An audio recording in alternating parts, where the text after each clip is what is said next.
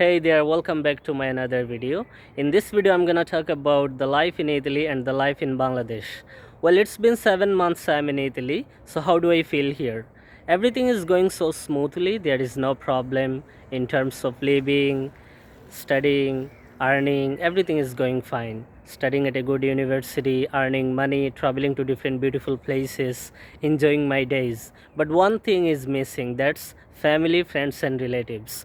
Although I have everything, I can't meet my family, friends, and relatives anytime. But when I was in Bangladesh, I was able to meet them anytime. Whenever I wanted, I was able to talk to them directly. But here I can't do that. That's what hurts me sometimes. বিষয়টা হচ্ছে ইতালিতে সব কিছুই ভালোভাবে যাচ্ছে, enjoy করতে পারতেছি, অনেক সুন্দর সুন্দর জায়গা ঘুরতেছি, তারপর ভালো ইউনিভার্সিটিতে পড়তেছি, ইনকামও করতেছি, সব কিছু স্মুথলি যাচ্ছে।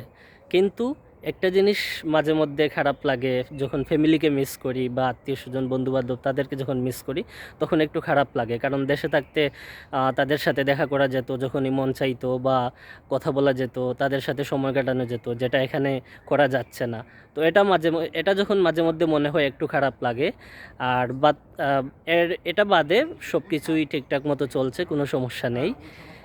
বিদেশে আসলে এই একটা জিনিস মিসিং হয়, মানে নিজের আত্মীয় স্বজন, বন্ধুবান্ধব, ফ্যামিলি মেম্বার্স তাদের সাথে যখন ইচ্ছা তখন মিট করা যায় না, তাদেরকে মাঝে মধ্যে মনে পড়ে।